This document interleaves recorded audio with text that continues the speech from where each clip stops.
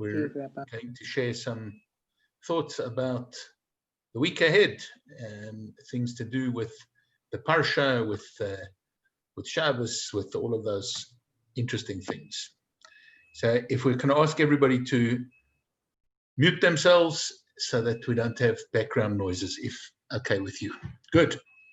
I just prefer here where I have a gallery view. That's better.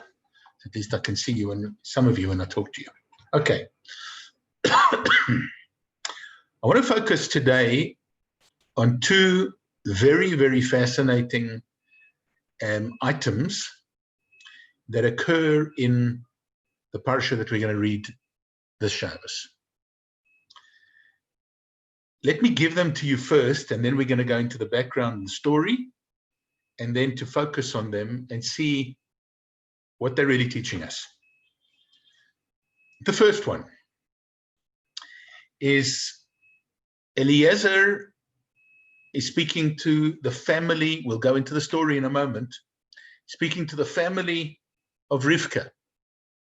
He asks that they give permission that she should go back with him to marry his master's son. Their response is peculiar. Part of their response goes like this. They say, Teishev hana'ara itanu, let the girl stay with us. Yamim o asor, literally, days or 10. Achar telech, and after that she can go. So the question is, what does it mean? What are they asking? That she should stay days or 10, and after that she can go. What is days or 10?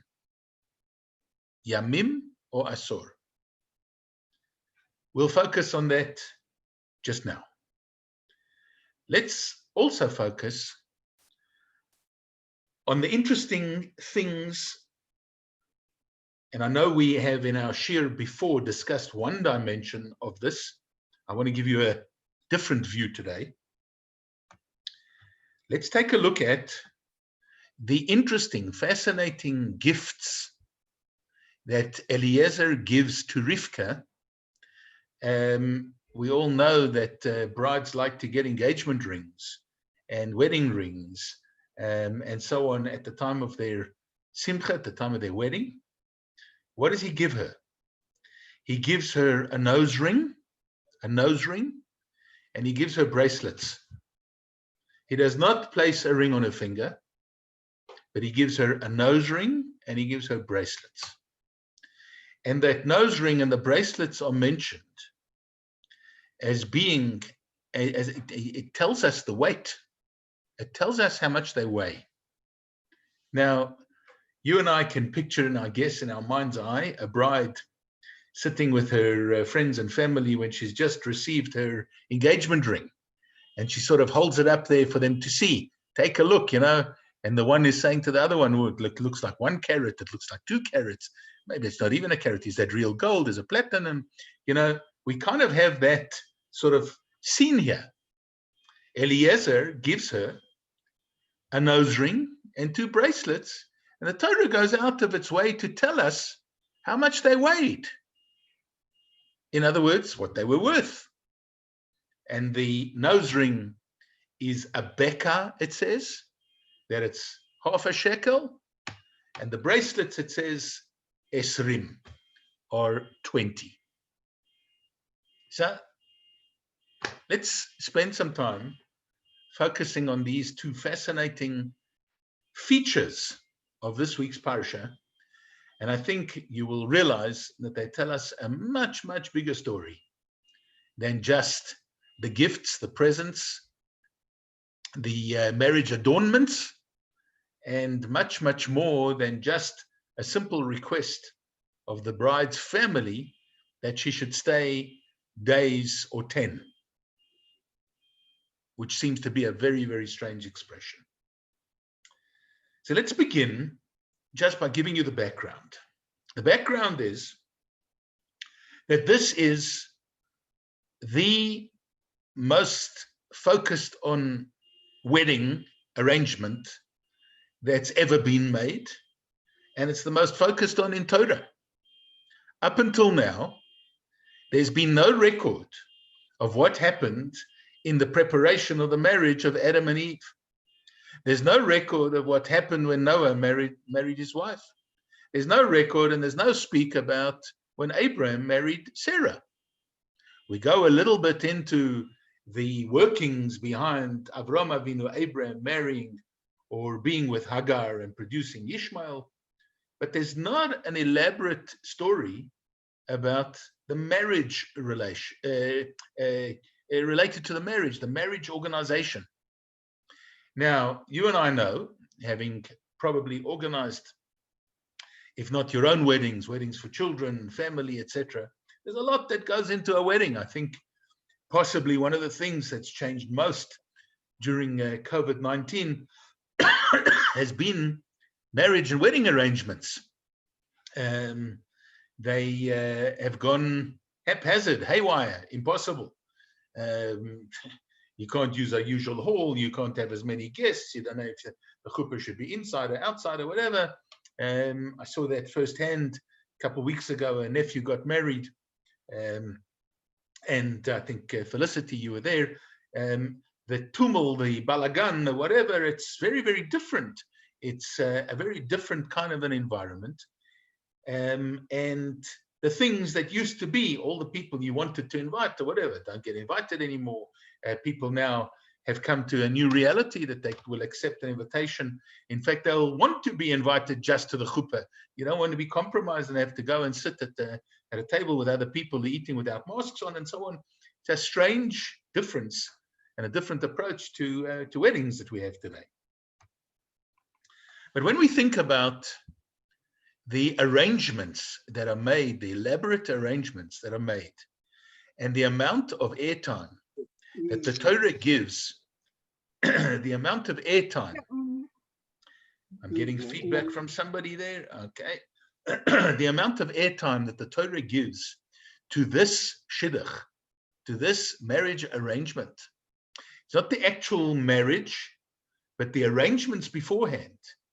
The shidduch, the shadchan, Eliezer going to Aram Naharayim, the way that he traveled, the things that he said, the things that he was looking for, the profile that he wanted for the girl. You know, today you want to marry off a girl or a boy, I guess you just go into Facebook and you can see the whole profile. You know who they are, you know who their friends are, you know who they associate with, you know the things that they say, etc., etc., etc. In those days, so what did Eliezer have? He sets up a deal between himself and God, and he says, if the girl will be kind to the camels and not only to me, that I know will be the one. And punkt, Rivka comes and she's exactly fits the profile, exactly what he was looking for. He knows this is the one. So there's that. There is the idea of having to go and ask permission from the family. He goes to check out the mishpacha. Now, this also would be done in the making of a shidduch. You don't want your son or your daughter just to meet up with anybody. You want to make sure that the family is right, that the mishpacha are good. A friend of mine gave me advice once, you know, in the Chabad, I guess, in the Frum community in general, when you marry off kids, it's very often to people overseas. And one of the pieces of advice that a friend of mine gave me was, you know, you must make sure you must go and meet the machatonim. You must go and meet the machatonim first. And only then, once you've been, you've seen how they live, you see their house or whatever, only then should you give consent to your son or your daughter to marry into the family. Now, it's a modern world we live in, right? And then things very, very fascinating and interesting. I'll tell you a little secret here. Maybe I shouldn't be so public about my little secrets. But certainly my one machuten, or my one set of machatonim, imagine this. My daughter's been married for nearly 9 years. I've never been to their house. I have never seen where they live. Can you imagine that? It's like a funny thing. I have never seen their house. Of course, I've met them, and of course, I met them before they were, but because they were from out of town, or we were from out of town, or whatever, and the wedding took place here, so they came here for the wedding. But where they live in Aladredden in America, I've never been to their house, never. Now, so great advice when you can keep it, and great advice when it can be done. When it becomes impossible, so it's just like that. Eliezer goes to the house, he checks out the mishpacha, he interviews the brother, because we're told by Torah, that the girl that you marry, you should study the brothers because your children will turn out like the boys, etc. There's a lot of stuff that's planted here. But the Torah goes out of its way to repeat and repeat and repeat. I think there's something like, I stand corrected, but there's something like 69 psukim, 69 verses that deal with the shidduch. The whole of the creation of the world hardly has as much as that. Like we God created the whole world, doesn't have the amount of psukim, the amount of verses that deal with the shidduch, huge. And it mentions this gift that he gives. It mentions it specifically with so much detail. We're not going to go today into the timing of the gift. He gives the gift actually before he's even asked her who she is. It's a strange thing. But the gift is spelled out as being a half shekel ring and 2 bracelets of 20. Now, Rashi points out an amazing thing. He says when we see the half shekel ring, it should trigger something in our minds. Half shekel, this is not a coincidence. This, he says, is a forerunner to the half shekel that the Jewish people will be called upon to give in the Beis HaMikdash for the building of the Mishkan. And it says it should set off alarm bells in your head that you say, oh, half shekel, we got to match them up. The fact that he gives us this image must be to do with the half shekel later on. He goes on to say the 2 tzemidim, the 2 bracelets, whether they were on one arm or on either arm, 2 bracelets that he gives is 20. He says each one of them, it's 10. Each one of them is 10. He says it's a sign of the 2 tablets, the 2 tablets of stone. Sorry, I said 20, it's 10. Asara, each one is a sign of the 2 tablets that add up to the 10 commandments. Good. What's that got to do with us? Well, if we think about, say, our Mefarshim, if we think about the idea of the half shekel was given by the Jewish people when we were making a home. We were building a house for God on earth. And the home that was being built was going to be symbolic, and it was going to be the epitome of the place where God and the Jewish people came together in a marriage. And what was required of each Jew before that happened was a half shekel. Now, they elaborate and they tell us, everything that has to do with kind of our service of God, always we're told has to be in a full sense, in a full way. When you make Kiddush on Friday night, the cup must be full. I'm sure you know that. We mustn't make Kiddush on a half-filled cup. We fill it up to the brim. In fact, many say fill it up until it overflows. That's not only for Havdalah, but even for Kiddush, that your brachas should be overflowing. It should be filled. In fact, so full Then there's a nice word that I remember we learned in science at school, the fulcrum. The fulcrum is the shape of the liquid on top of the cup. It should be like mercury, like it goes over the top, that it's absolutely full, that you couldn't put in another drop into that cup. That's how full it should be. When you pick it up, you're going to shake it and some of the drops will fall off. Doesn't matter. The cup must be full. We don't make kiddush. We don't make kiddush on half a cup. It must be full. Same thing with the challahs on the Shabbos table. We don't make a bracha on broken challahs.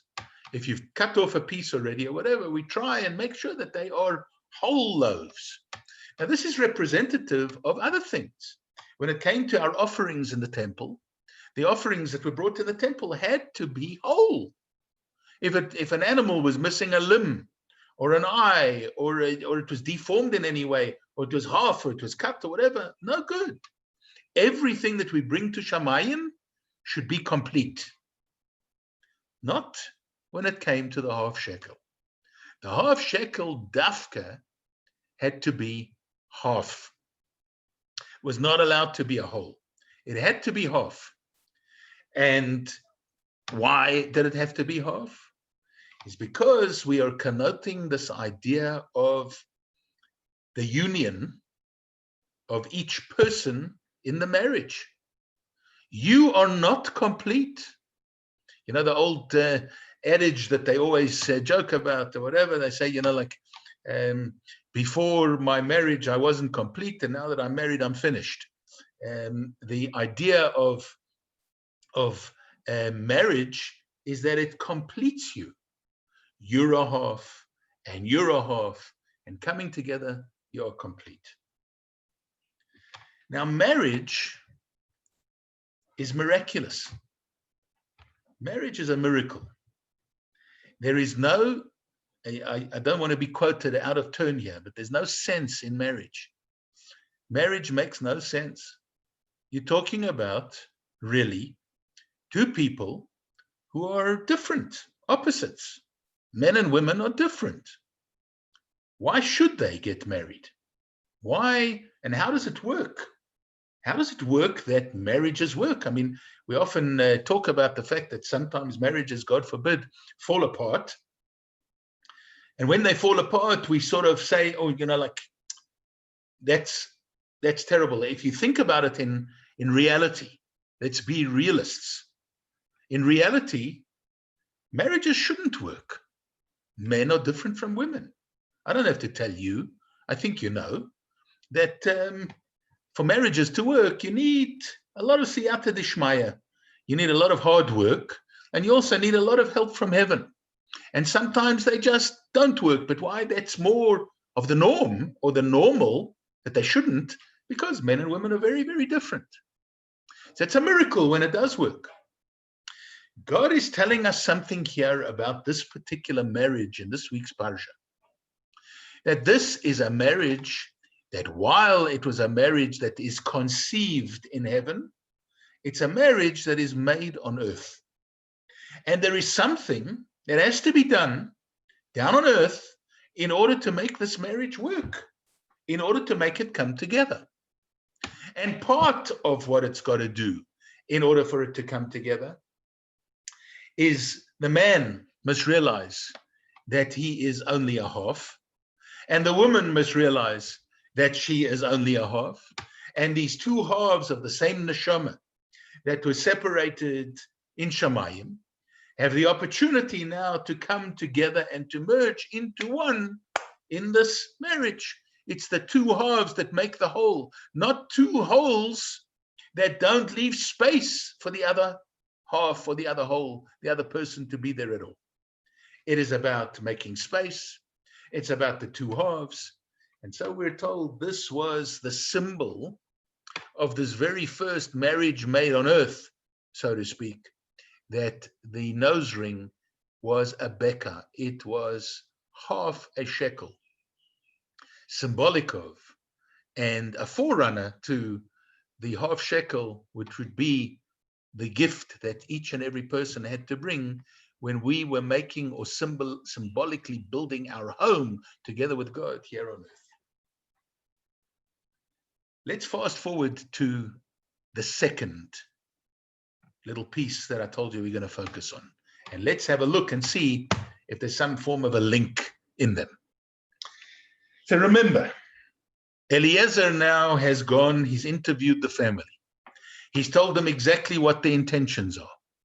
He has shown them that Avraham Avinu is well endowed financially, and he is able to take care of the daughter in the most incredible way.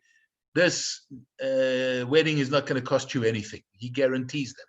And in fact, she'll be well looked after. And she's going to a nice mishpacha. And she's going to a great guy. And everything is going to be taken care of. You have to worry about nothing. Just give your consent as the family of Rivka that she can go. And they use a strange expression. Listen to it again. They say, you know what? Let her wait days or 10, and after that she can go. So they're giving consent, but they're saying, give us a little more time with her. Now you could understand this, I guess, especially because the Torah tells us she was a very, very young girl. So they're saying, like, we're consenting, it's fine. You want us to sign on the bottom line, just not now. Let it be a little bit later on. What is this expression? Let's first look at, what does it mean? Days or 10? Yamim or asor? Days or 10?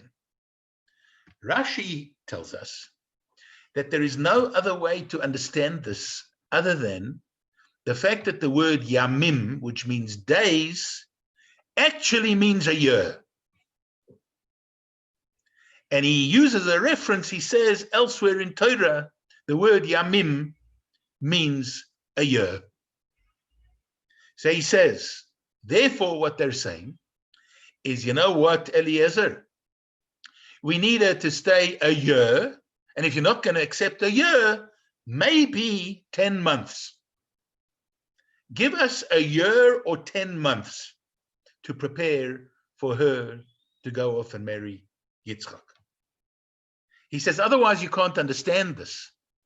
Because you can't have the word, he says, yamim, which we ordinarily would mean days. Now that would mean anything from 2 to 3 to 5 to 7 days is yamim. But then it says asor, then it says 10. He says it's not the way to negotiate. You don't say to somebody, let her stay 2 days, and if you don't accept 2 days, maybe 10. It's the wrong way round. You should put the bigger number first. So he says, therefore, Rashi, I conclude that the yamim means a year, and the 10 is 10 months. Let her stay a year, or at least 10 months before she goes, and after that she can go, and she can go off and marry Yitzchak.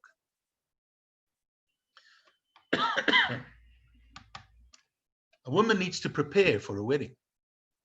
How would you imagine? Now let's just take ourselves completely out of this picture and think about what needs to go into the preparation for a girl for a wedding. She's got to get a dress, and she needs to get shoes, and maybe she needs a very old-fashioned word, a trousseau. She needs she needs her garments, she needs etc. She needs to take care of it. And I guess same way as women today, she needs to have her makeup done, and she'll need to go to the hairdresser, and maybe have the nails done, and so on. All of these things, it's a mahalach, it's a business, and it could take time. I think you would agree that today it could be done in a few days.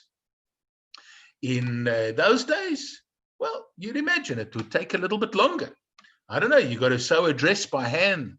I think there were all sorts of remedies that we see if we go to the Megillah, the Purim Megillah. The women spent a long, long time preparing themselves with oils and ointments and creams and so on to make themselves smell and feel good, and to be absolutely prepared for them, for their shidduch, for their husband. Maybe it would take a lot longer in those days. Maybe this was all about them saying, listen, she can go, but it's not fair to rush her off when she's unprepared. She needs the trousseau, she needs the dress, she needs the nails done, she needs the hair done, she needs the makeup done. She's got to be prepared and give us a little time. But it's a strange way of asking. Let her stay a year or 10 months. Is there something in this, the year or 10 months, that perhaps we don't know about today? There is a very, very beautiful mystical interpretation about this, which comes from the father of our Rebbe, of the Lubavitcher Rebbe. His name was Rabbi Levi Yitzchak Schneerson, the Rebbe's father. And he provides an absolutely, I'm telling you, if you stay with me on this, it's a mind-blowing and very, very beautiful insight. He says like this, this Yamim or Asor Achar Telech, which means days or 10, and after that she can go, is not talking here only about Rivka and Yitzchak. This is talking about, once again, God and the Jewish people, or the Jewish people and God. Let's pretend, he says, let's have a look at the bride being the Jewish people. The family says the Jewish people is about to marry God. Rebbe Levi Yitzchak says, when do we rededicate ourselves with our vows to God once again? It's at a time called Rosh Hashanah and Yom Kippur. Rosh Hashanah and Yom Kippur is the time of our rededication to God. Once again, we are reuniting with God. We've spoken about it before, that the whole period of Tishrei, Rosh Hashanah, Yom Kippur, and then Sukkot can be viewed as the wedding. We're talking about a marriage. We're talking about the engagement, which is followed by the day of the chuppah, on which the bride and groom fast, and on which they then have, they wear white, etc., like Yom Kippur. And then you have Sheva Brachas. You have a week of celebration that comes afterwards, which is Sheva Brachas, the week of Sukkot. So he says, take a look at these words. Now listen to it carefully. Yamim is days. How many days is Rosh Hashanah? 2. It's Yamim. Asor is 10. What happens on the 10th day of Tishrei? That's Yom Kippur. Yom Kippur is the 10th. Yamim or Asor, 2 days, or the 10th. Achar Teilech, says Rebbe Levi Yitzchak, I will prove to you, is talking about Sukkot. What does a bride need to do in order to be endeared to her husband? She needs to present herself well. She gets dressed up. There are adornments. She wears beautiful clothing, beautiful garments. She has her hair done, etc., maybe some jewelry before the chuppah and so on. So we have all of that. He says, if we take the words Yamim or Asor Achar Telech, we are talking about this perfect preparation that the Jewish people do every year for God. And what's the preparation that we do? In fact, we prepare ourselves on the Rosh Hashanah and Yom Kippur, finally to be able to present ourselves in a way of a happy, wonderful union together with the Almighty. That's on Sukkot. What do? We come bearing gifts. What are the gifts that we have on Sukkot? Is our lulav and etrog, typified by the etrog. The etrog is called a pri eitz hadar. It is the fruit of the beautiful tree, or the beautiful fruit of the tree. Pri eitz hadar, that we know as the esrog, the etrog.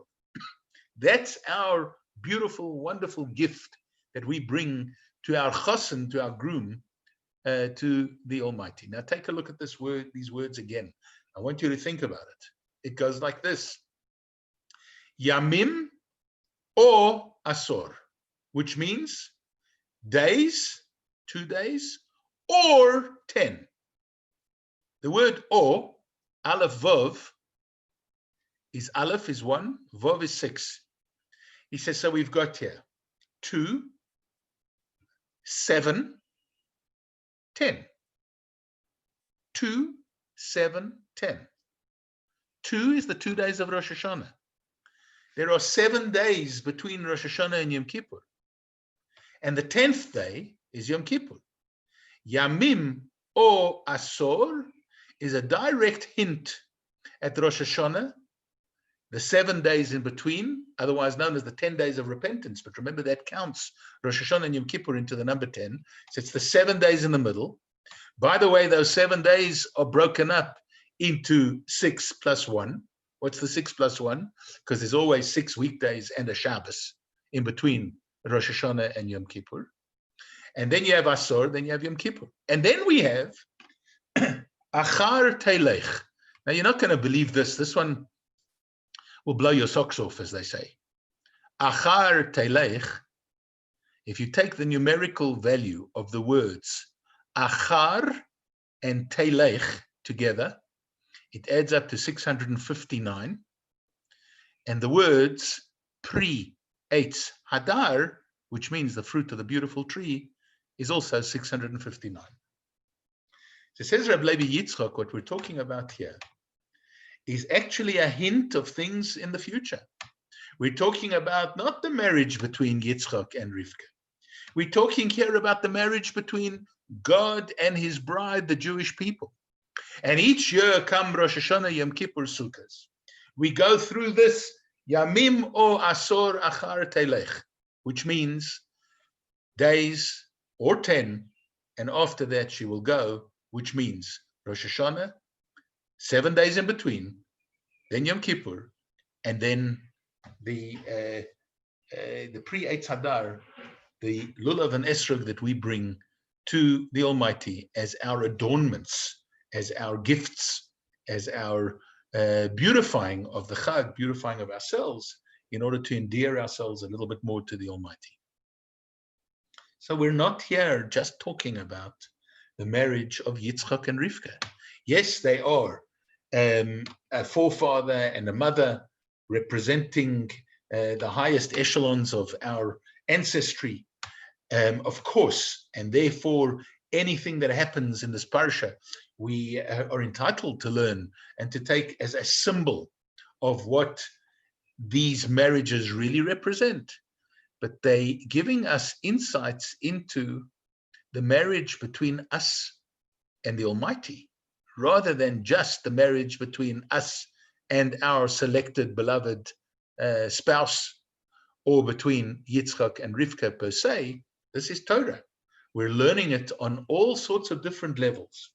We're learning the story and the storyline. We're learning the implication for our own marriages, our own relationships. And then, of course, we are learning about how we are to see our marriage coming together with God Almighty. There is something very, very beautiful and profound and special in all of these things that just gives us an idea of what sort of depth we need to have and we need to think about when we're studying these things in Torah. Each year we read these stories and we say, okay, great, so he went there, so she went there, and whatever, and Lavan and Besuel, they behaved badly, and she came back and she got married. Lovely story, kind of, and they lived happily ever after. And the living happily ever after is, let's turn over the page and let's get to the next parsha, and let's talk about that next week. But we cannot allow the importance of these words of Torah to just pass us by without it having some kind of an impact on us. We're talking here about the fact that each and every day we need to work on our marriage to God. The same way as God forbid marriages can fall apart when you're not working at it. The marriage between us and God can also fall apart if we're not working at it. I am truly, truly worried about the fact that And I'm not talking present company excluded. I'm talking about the non-existent present company, those who are not involved.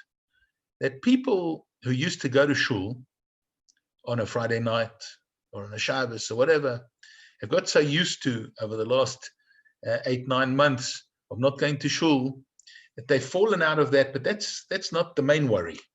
That's part of the worry. Yes, as a rabbi in a shul, etc., we're worried about, are we ever going to get those people to want to come back to shul? How long is that going to take? I'm worried about the effect that not being in that environment is having literally on their souls. By not being in that environment, by plucking yourself out of that environment, we are not really working on our relationship. We're not in that home. So we've got the home standing there, and we don't go into the home. You and I also know, have you ever had where you've moved out of a house, or it's one of the reasons, I don't know if anybody on this group here are estate agents. Estate agents, I think, like to sell houses when there's furniture in the house. When you take everything out of the house, first of all, you expose all the cracks. And secondly, as you leave that house, it starts to decay. It's a funny thing, an empty house starts to fall apart. Why? Because the curtain rail comes down and you don't pick it up. A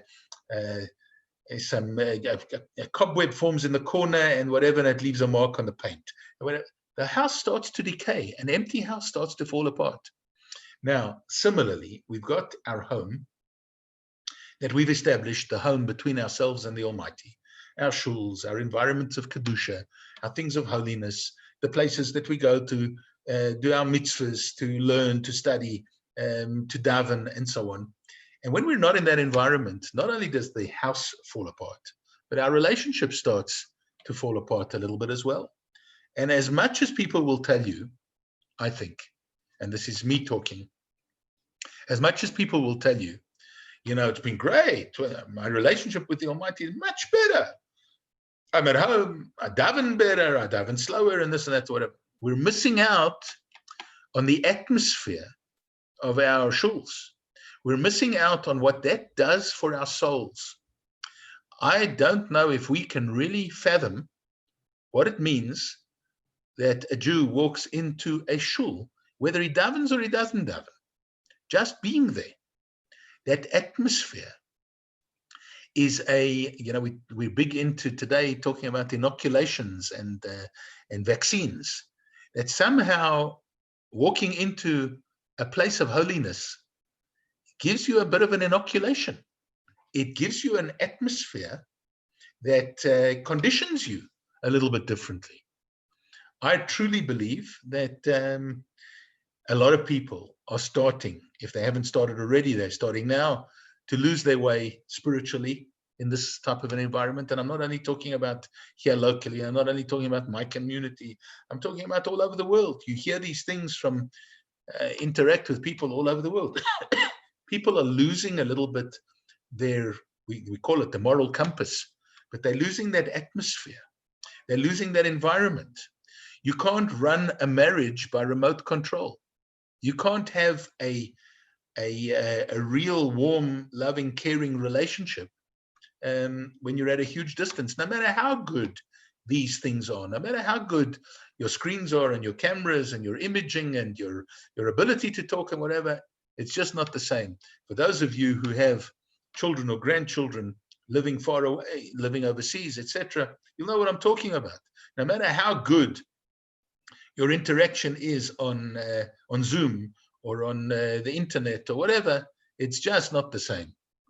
I miss my grandchildren more because of Zoom, I think, than less because of Zoom. It doesn't bring them closer. It doesn't make it feel better.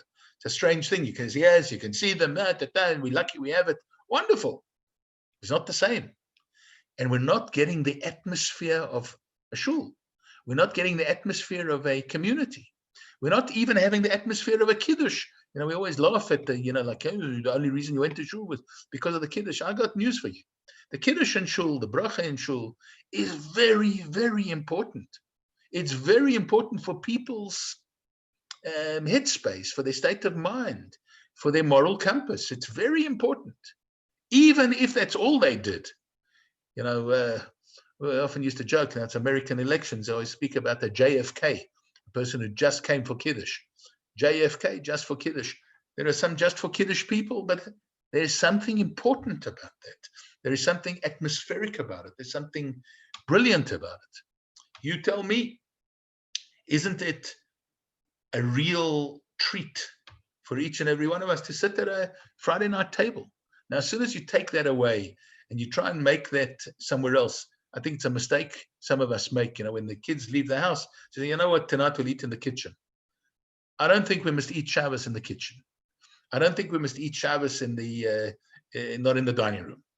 It's not any other night. Any other night of the week, Gesundheit, you can eat in the kitchen, paper plates, whatever you want to do. Shabbos, there needs to be that atmosphere of Shabbos. Now, not only does there need to be that atmosphere of Shabbos, but what does it do for you? It does something for us that we have that atmosphere. It conditions us in a certain way. It makes the week a little bit different. It puts us in a different headspace. It gives us a different emotional grasp on ourselves and on all the things around us. And it's of paramount importance. So when we're talking about all these images of marriage, we should apply, I think, each one of them to our daily lives and our daily relationship with the Almighty. That's, after all, the marriage that we're talking about. Are we looking after this marriage in a way whereby we believe and understand that marriage, needs that work, but it needs the tender, loving care, the TLC, that we've got to give it all the time. We've got to keep up that work, and we've got to remember that the seeds of it were all planted in this very first marriage, where we're not here just talking about Yitzchak and Rivka, and it's not just a man and a woman. It's talking about us, our relationship with the Almighty, and how we are going to work on it, keep it up, and make sure that it prospers, that it flourishes, and that it can be as strong, if not stronger now than ever before. And with that, I want to wish you a great Shabbos, and thank you for listening today. It's good to see you all. Those of you who I can see, I know it seems to me that more and more people are hiding themselves. I understand if you don't feel that you want everybody to see you, but hello everybody. Even if you're behind the screen, take care and have a good one. A good Shabbos. Keep well.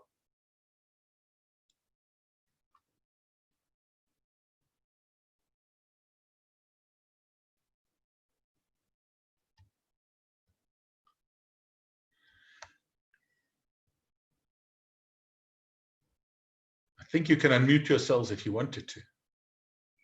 I don't know how to do this. Am I not allowing you to? Thank you, Rabbi Katz. Thank you. Oh, good. Somebody it worked. You are. Keep well, everybody. That was great. Lovely. Thank you. Keep well. Good Shabbos, everybody. Good Shabbos. Good Shabbos. God bless. Bye. Thank you.